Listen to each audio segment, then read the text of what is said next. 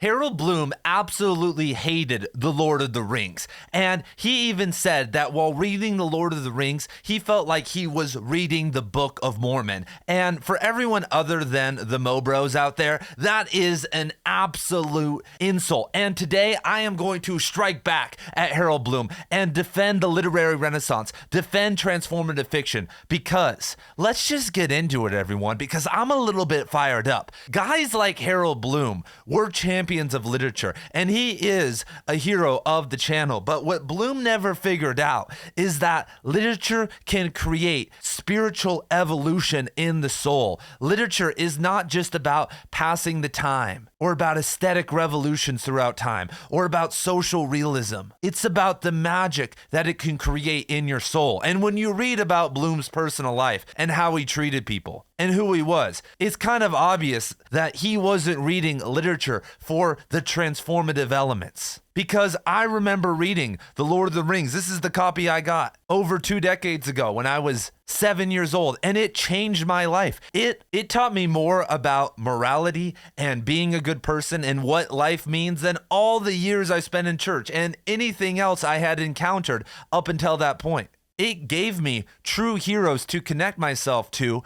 And as life went on and I evolved and went and hit my villain arc and all this stuff, it was something that I could come back to. It was something that could ground me. And I know that this experience isn't an isolated incident. This has been going on for the past 70 years with people who've been touched by what Tolkien shared with us. And here on Right Conscious, I talk about the best books and authors of all time. And of course, that includes fantasy and sci-fi. Let's go, everyone. And so I can't hold myself back anymore. Let's throw Bloom and all the other critics out there out of the window of the ivory tower, point by point. So the first quote from Bloom is this: "The Lord of the Rings seems to me inflated, overridden, tendentious, and moralistic in the extreme. Is it not a giant period piece?" And so the typical thing that booktubers and other people do when they talk about this problem online is that they say people judge Tolkien like he's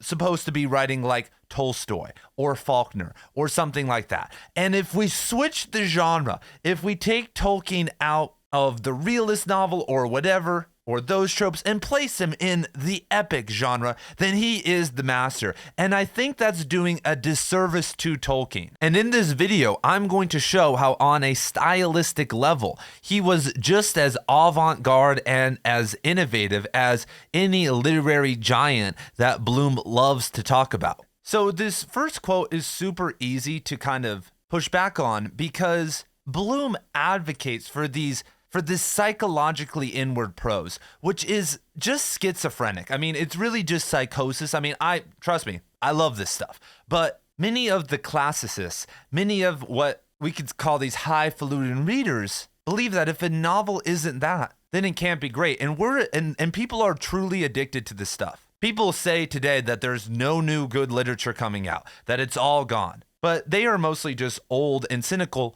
or they are continuing to think that everything has to function in this Victorian or modernist model, or this epic Pynchonian type model. And our biggest problem in the world of literature is not that we don't have enough readers. Just in America, there are going to be tens of millions of people this year that are going to read a classic novel. There are readers out there. Our literature crisis is an integration crisis. I can guarantee you, if you're watching this video still, that you integrated some of the teachings of Lord of the Rings into your soul. Because to really get it, you almost have to open yourself up and let yourself be taken by the story, and along the way, that's going to happen to you. But if you have this logic, bro, external shield up, you aren't going to get off on what Tolkien calls the book when he says, quote, "It's largely an essay in linguistic aesthetic." And because it's not as big of a puzzle as James Joyce or Henry James, and it doesn't scratch that masculine engineer mind that's almost overtaken literature, Tolkien is just kind of thrown out. This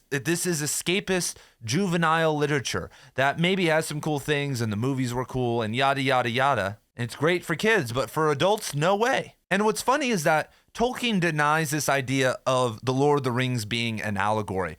But is a novel with high ethical states moralistic is actually bringing in real good and real evil and putting it on a palette in front of us in this objective way, objective morality, not this, a lot of great literature, especially in the 20th century, deals with unreliable narration and gray area and plot twists. I mean, Shakespeare does this great also. And so we don't really know what's what, and we realize like, oh, there's all these different perceptions. But in reality, on your block, in your life, in our political world, there is good and there is evil, and us moving away from that, which starts in story, which started in oral storytelling, in fables, in fairy tales. What were we learning? What's interesting is that fairy tales weren't for children. Fairy tales at the start were for adults. They were these tales, these oral tales that the adults would listen to, and the kids would be running around the fire or, in the house sometime and they would listen in sometimes. And eventually it got commercialized and turned into that. But these fairy tales were for adults to teach them, these individuals who were illiterate, how to be moral, how to view the world in a more ethical way, because to live in a community, to function, to, not descend into chaos, you need to have that. In something that we need in our world, as I've talked about countless times on this channel, is more conscious transformative fiction. Because the big fight I'm fighting right now is that you can sit down and write a transformative piece of literature. That doesn't mean in your unconscious first draft that's the case. But Tolkien said, quote, "The Lord of the Rings is of course a fundamentally religious and Catholic work, unconsciously so at first, but consciously in the revision." Right? Once again, I have a list of authors, almost all the greatest of all time: Herman Melville, Cormac McCarthy, Tolkien, I could go on, Pynchon, that are consciously creating transformative literature, going against the practical advice that if you do that, you'll end up being too preachy or too moralistic. Continuing, this is why I have not put in or have cut out practically all references to anything like religion, for the religious element is absorbed into the story and the symbolism. And that's a cool note about Lord of the Rings, that there's not much religion in it, not much time spent in temples and churches or anything like that. And that's a really sneaky move there. But for people like Bloom, for people in the modern world who have no connection to anything moral or anything transcendent, not just even in a religious way, but in their own life, being connected to something that means more. It could be volunteering in your community. It could be engaging in martial arts or yoga. It could be obviously being religious. It could be having a family. It could be taking care of your sick grandma, like these things, rescuing animals, like all these different things. And surprisingly, a lot of people aren't doing anything on that list, aren't connecting themselves to something deeper and something more principled. And even though in our culture, everyone's like, I'm being more authentic now. Here we go. I'm off my phone. I deleted Instagram. Look at me. More conscious. We're actually moving further and further away from actually, the vision of Tolkien and just this deepening with reality, with different parts of it. And so Bloom acts like fiction that advocates for that and isn't this complicated aesthetic masterpiece is somehow bad. And as I'm going to talk about, Tolkien is a stylistic genius in his own way. And Bloom just totally misses when he says that it's overridden what fantasy is about. Because what is fantasy, right? Well, Tolkien says that it's the making or glimpsing of other worlds. And so how do you make one of these credible other worlds? This is why fantasy is notorious for having these authors that are these deep level plotters and these deep level planners, and who become almost obsessed with their world. You don't write something like the Lord of the Rings or whatever, the Malazan Book of the Fallen. I could just name every fantasy series with just showing up every day and put it in an hour of work of writing. You don't minimally sketch it all out and say, yeah, this is going to make up my own language here. You need what Tolkien calls the inner consistency of reality. And so that is everything from genealogies to the linguistics to the geography, the histories of things that we never really get fleshed out on the page.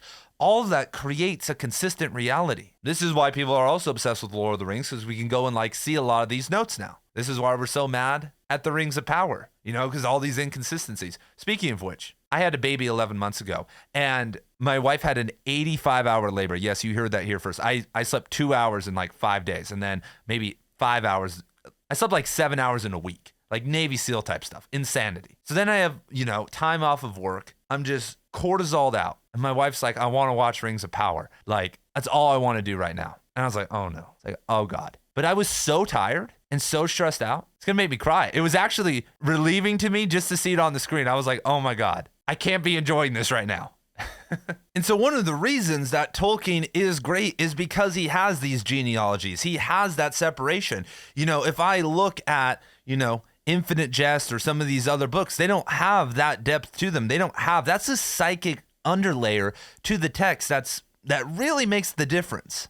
And the other thing that Bloom, the people, we live in such a flattened world. I have made countless videos on irony culture about how in the 90s, everything became a joke, right? Everything, we just flatten, deconstruct, and destroy everything. Reddit is the home of that. Even the Tolkien Lord of the Rings culture, like we have gotten way too agitated and we've flattened out everything. Everything can be turned into a joke, can be rebutted. You can look at me right now and find a million things wrong with me. We all are so logically primed to tear each other down. But, one of the reasons why Tolkien wrote The Lord of the Rings, and I should say was interested in fairy stories in general, especially in a modern context. And he believed in this threefold purpose that they helped you recover, they helped you escape, and they helped you consolate. And so what he means when he talks about recovering is regaining clarity, regaining a clear view toward reality, something that modernity has taken away from us. Because Tolkien is a Christian. He doesn't exactly believe in fairies,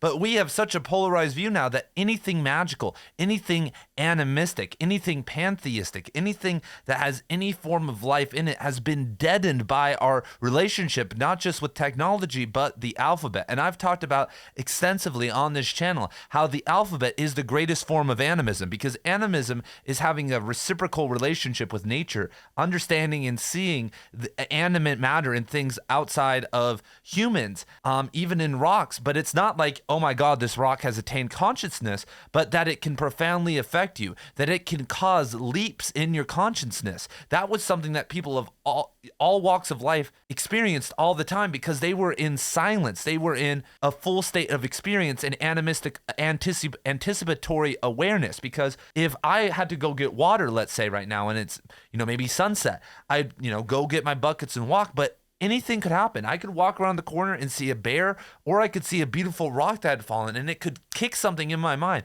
It could create this metaphorical leap, this moment of beauty, this moment of terror. We never knew what was around the corner, but in our systematized control system, we know everything around the corner. But the alphabet ruined that, because as I read about Aragorn, let's say right here, I'm seeing Legolas. I'm seeing him. I can see images. I'm literally hallucinating. And when I hear Legolas's voice, I don't hear my own voice. I hear this random voice that's hopefully not Orlando Bloom's. But when we read, we hear voices. We're literally having an auditory and visual hallucinatory experience from just ink on a page, right? It's insane. And it's accessible to us at any time. It requires no anticipation other than what's coming next on the page and being able to logically process it. So it divorced us from animism. This is, and so one of the big parts of our society is that, people are talking about how we need to return, we need to recover. And Tolkien knew this. Tolkien saw in his students and in society that we had been ripped away from the fairy tales, that these people of old weren't believing that there were necessarily fairies out in the garden, but that there was magic and there was a possibility that we never knew exactly what was going to happen, and everything wasn't explainable. You couldn't ChatGPT or ask the local know-it-all something instantly. So the Lord of the Rings and what Tolkien is trying to do is to help us recover something. You know how profound that is? Could I say the same about some of these other books behind me? And the answer is kind of no. It's trying to show me something so I maybe think differently, but it's not trying to recover me and put me back into a different state. That's why people love Infinite Jest. I've heard hundreds of people who've read Infinite Jest and have decided to change their relationship with technology and reduce it in some form. They are trying to recover this different sense of a different world of reality. Escapism, I hammer sometimes about entertainment slop, that, the fantasy, sci-fi, crime, horror, even literary fiction world is a bunch of entertainment dopamine slop. And guess what, you guys? I read slop. I'll watch sports, I'll watch Islam Makhachev, choke out that Australian dude Jack this weekend. I don't know how to say his last name. That's fine. I'll get sucked into dumb stuff. But my entire existence is an escapism.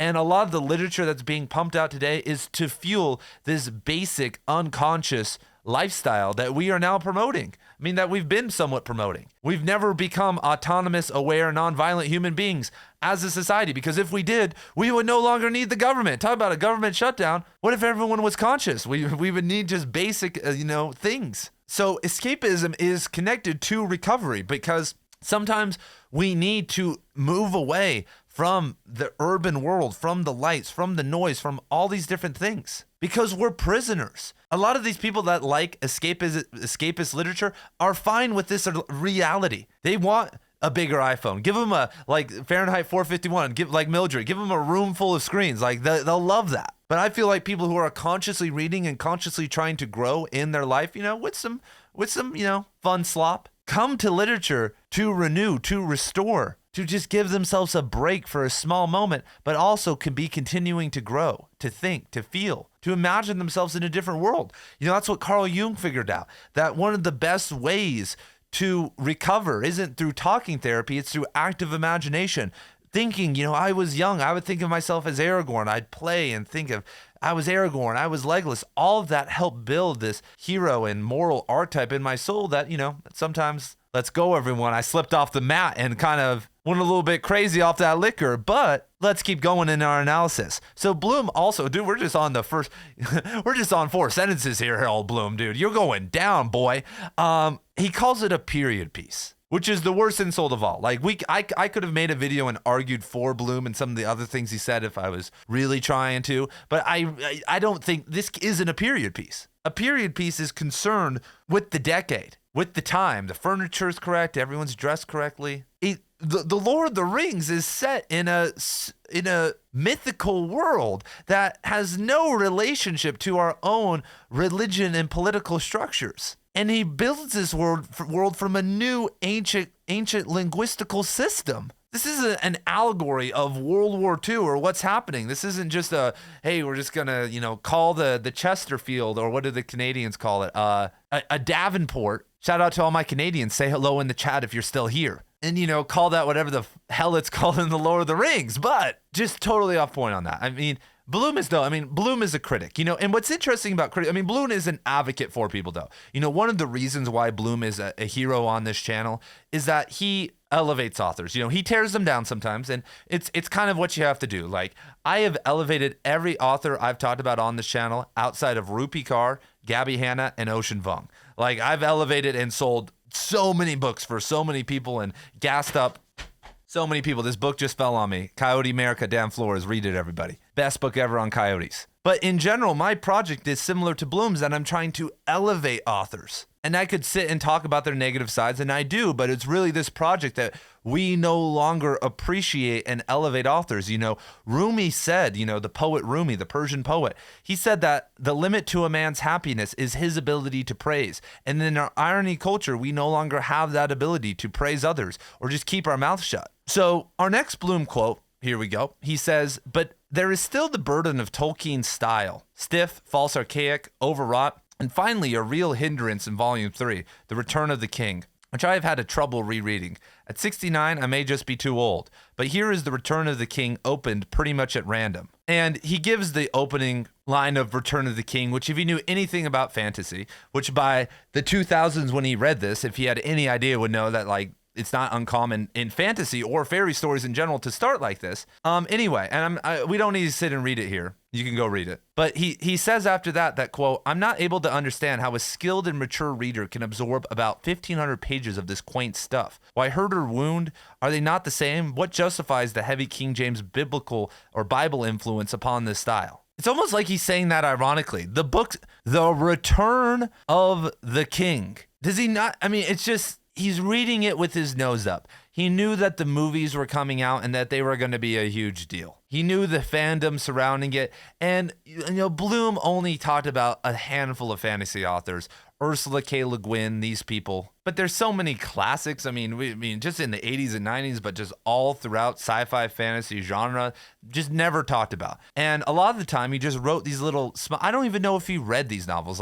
He wrote a piece on Infinite Jest, and what he said, I don't think he actually read it. Because at some point, you have to have a comment. And when you're famous, now people just use AI or something like that, and they just, say something like, there's a whole group of chicks who do BookTube now that are more successful than me that use AI. 100%. I was an English teacher for 8 years. They write an AI script, they humanize it, they put on their glasses, they have their New York aesthetic, they live there, and it's so ridiculous. But I don't know if that's what like Harold Bloom was doing, because he never actually gave too much insight into any of these like authors who we would call like big, even in 2000, even literary. And so returning, why? Well, the story deserves it. Were you not there for for the first 2 parts? There's like 4 different levels of individuation and like insane stories going on here. We have Frodo, we have Gandalf, we have Aragorn, and then we have a host of like little minor characters and their evolutions all coming to this big head, this big moment. And so where to start with style? First things first, Tolkien is building everything from the phonology to the metaphysics. And Bloom is doing these line-to-line comparisons to someone like a Faulkner, which is only a part of it. That's like, it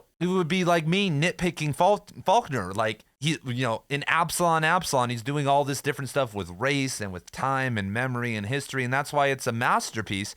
But if I just started to nitpick and say like, oh, the characters aren't believable, like, the guy coming back like that, no. You'd be like, wait, you're missing everything else here. And it's funny because Bloom will champion Ernest Hemingway, and love Ernest Hemingway, got a whole playlist on him. Went to the Hemingway conference in Wyoming. Let's go, everybody. But Tolkien is a better writer, better stylist than Ernest Hemingway. Tolkien's a better writer than, I don't want to start, people are going to get mad, but there's a lot of modernist writers that I would just forget everything, forget the phonology, just on a line-to-line basis. No other account, nothing else. He's as good as people, in his era, we'll say from 1900 to 1950, who Bloom just gushes over. And, it's interesting looking at all in retrospect. He's reading it in 2000 because language did explode, Style did, get crazier. And we have Pynchon, Morrison, even people like, like a Gene Wolfe, like even in fantasy, things got more ambitious and people got better. That happened just across literature in kind of this golden age, where everybody was in it and trying before television and, digital technology really took over. There was this huge push of people. And so let's talk about the style now. So what does Tolkien mean by linguistic aesthetic? Well, it means that the prose grows out of the language. And not the other way around, like 99% of authors do. It's using sound and rhythm and etymology and phonology as artistic layering, as one could say transformative layering. And, Joyce, Nabokov, there are these authors that do that. We call them geniuses. We call them the greatest of all time, and they are doing that. And I don't think that Bloom, and I get it. Like, I say this all the time, like Gravity's Rainbow. If you need a guide to read the novel, then is the novel really that good? Like, if I have to reread it 4 or 5 times, like, it is that good, but is it that good? And the same is true with Tolkien, that if I don't understand all the etymology and all the stuff and all the layering, but I know, and I don't think Bloom knows, that unconsciously, that's why you look at these things transformatively, because I know that there is there are slots in our brain, like with language and all these things, that even if you don't know what's happening, even if Tolkien didn't do any of this, but it was the same story, I wouldn't have been as profoundly affected as I was when I read it when I was 8, then like 13, then 20, then 25, then recently. I wouldn't have been as profoundly affected, because there's this system of unconscious layering that even if we don't know that it exists, it still works on our brain. And like the logic bros, and people go crazy over that idea, but it's true. Advertising does this. We don't know what the colors and the mnemonics and all this stuff is doing to us, but it still works even if we don't know about it or are consciously acknowledging it. And the same is true in literature. That's what real layering and creating real masterpieces is about. And so the language and the story of The Lord of the Rings grow together. That's why he can't write like Faulkner. Do you guys not think that, Tolkien couldn't look at all these writers and say, yeah, I'm going to write like them? I can imitate. He could have. He was on a whole other stratosphere. So it starts with the sound. Then it starts with the words. Then it starts with the names, and it starts with the people. Then it starts with learning about their history. Then it starts with the mythology of the area. Then it finally gets to the level of metaphysics. It's this gritty, insane, bottom-up approach that we just don't produce people like this anymore. I mean, I get it. There are a lot of fantasy people doing this. And it's funny because I'm going to release a course on this, but my professor, Mr. John Bowers, who wrote Tolkien's Lost Chaucer. If you're interested in Tolkien scholarship, this is literally great. Tolkien was obsessed with Chaucer, was doing courses and was really into Chaucer. And not a lot of the parts, but there are a lot of aspects of Lord of the Rings that Tolkien stole from Chaucer. And my professor was at Oxford, if I remember correctly, and he was going through boxes and found a box of in the Tolkien archive that hadn't been opened, that hadn't been looked at by like any scholar and really mined out. And it was Tolkien's box on all of his Chaucer notes. But what's interesting about Chaucer and what he explained to me is that that's who Chaucer was for the English language. Boccaccio kind of invented this kind of grand epic, narrative in the Western conception, but Chaucer was rooted in language. Chaucer was actually still rooted in animism. And when you read it in its like original form, not some abridged or modified version, you can really see like kind of this bottom up approach that Chaucer did. And Shakespeare kind of does that a little bit, and that was lost, but it was one of the things that Beowulf, which Tolkien was obviously obsessed with, also does the same thing. Both Chaucer and Beowulf are actually connected still to the old English lineage, to like the time before Christianity in England and in that entire world. It's actually really cool. I read an essay on it a long time ago that it basically kind of ended with Chaucer, and we kind of moved into this kind of non-animistic language that was, that became divorced, obviously by Christianity, but more so by the Cartesian split. And so, as usual, going back, to these really great authors is one of the better ways to make a renaissance happen. Instead of going back to Shakespeare, like how so many people do, Tolkien went back to Shakespeare's biggest icon, person that elevated him. And I'll make an entire video. If you guys like the Tolkien content, literally just tell me down below. If you guys are loving this, if you're new to the channel, like let me know down below. Like I've read a lot, because of my professor. I wanted to do good in his classes. He had a Lord of the Rings class. He had a Chaucer class I took. He had a Arthurian romance class, and he was obsessed with the Lord of the Rings. So anyway, I was always talking about it with him, reading all the scholarship. So I have all this stuff ringing around in my brain. I haven't really released it yet.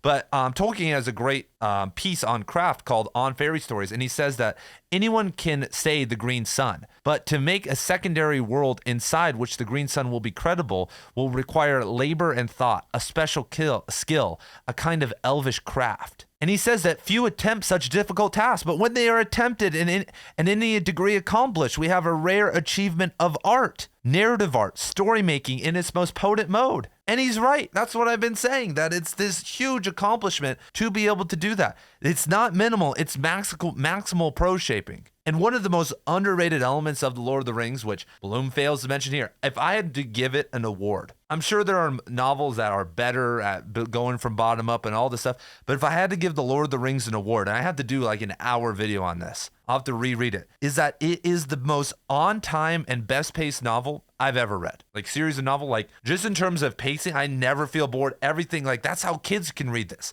Like some of this stuff was way above my head at my age. Like I said, I was 7 or 8 years old. I got through it. The pacing was insane. Every time I read it, it's just always perfect. That's why the movies worked out so good. Like even though they couldn't obviously include everything, it has this natural rhythm to it that's a genius level. But that comes from, getting this big picture and then caring about it all so much, but only being able to include a little bit. But because you were so passionate in the first place, it all just kind of comes down together. Does that make sense, right? And what's so funny is that in 1939, when this project kind of starts embarking, Tolkien is doing something more. This might ruffle some feathers from my crowd. He's doing something just as avant-garde as a James Joyce. He's basically approaching literature as a historical linguist would, go look at some lost language, or a specialist in mythology would approach all this stuff. That's the level that he's doing it at. But if we think about framing devices, if we think about how we frame a novel and write about it, which was kind of this big deal in modernism and obviously still is today, it's a genius level way to do it. Tolkien fashioned and spearheaded a new, fantasy's been around forever, but he spearheaded a new direction in fantasy that's still continuing today, that still has kids obsessed right now. I was a teacher for 8 years. I've had these kids fill in notebooks with this fantasy world they're creating. There's also, in terms of linguistic flexibility between characters. You know, if we listen to the elves speak, it's vowel-rich, it's slow, it's methodical. If I remember correctly, someone correct me on this, one of the Tolkien OGs out there, you know, there are sharks out there still listening. I've probably screwed up 20 times by now. But if I remember correctly, he uses like Finnish or Old Norse with them, like, you know, cadences. The Rohan uses like the Old English meter. Like I need to dig up my notes. So we had to, John Bauer, shout out to him, but he would make us, you know, most English classes, they make you write a couple essays and you just write some BS essay and you just mention like Foucault and Derrida and all these postmodern theorists and say like, oh my God. And, you know, just name drop everyone, come up with some crazy theory, and, you know, you get an A on it. But he would make us take these like 50 question multiple choice exams on the Lord of the Rings, like crazy questions on his notes too. We wouldn't be like, what did Aragorn do? It'd be like, no, what cultural meter did Rohan speak in? And he'd be like, crazy test, man. Made you really have to study this stuff. But anyway, all these different groups all had their own style of speech that were in different meters. That is not normal, especially at a high level. Like, you know, we all as authors try to sound the same and have characters sound differently, right? So it's all a bunch of crap because this novel is a critique against modernity. It integrates Celtic myths, fairy tales, Norse myths, Anglo-Saxon meters and poetics. It obviously integrates Christianity. It has this linguistical structuring to it. And so I just think that Bloom, because he couldn't do with this Gnostic evaluation, because Tolkien kind of writes in this very light, solar-oriented manner, because there wasn't this agnostic, tragic, psychologically screwed up characters, other than, like I said, these blanket good, evil type things, he couldn't handle it. And we need more of this. We need more Lord of the Rings. Like, honestly, like, we need about 1,000 of these to kick off a literary renaissance, because only a couple are going to break through, you know? That's the unfortunate case that, you know, Tolkien hasn't been the only master of fantasy. I'm sure you guys can name 100 right now. I could name a lot too that haven't got their due, don't have Hollywood movies and stuff, but we need more. Across all genres, we need transformative, ambitious pushes in whatever direction. Like, you don't need to be a style master. You don't need to be doing unreliable narration or third-person omniscient Melvillian shit. That might be the first cuss word I dropped this entire video for some reason. But you can get innovative in whatever, however you can do it. And we all have that, and we just have to believe in ourselves so that we can create a literary renaissance. And so, how did I do, everybody? First video on Tolkien. First, I'm dipping my toes in the fantasy and sci-fi world. I can do this all day, every day, and I'm going to do it every day for you guys until we have a literary renaissance. Let's go, everyone. And so, join my book club. Say what's up. Check me out on Substack. Come to my live streams that I do on Substack or on YouTube. Leave a like, leave a comment, write a book, rent a billboard, adopt a pit bull, buy a gun, join the literary renaissance. I don't know, everyone. I'm done, though. Thank you guys for everything. I love each and every one of you, and peace.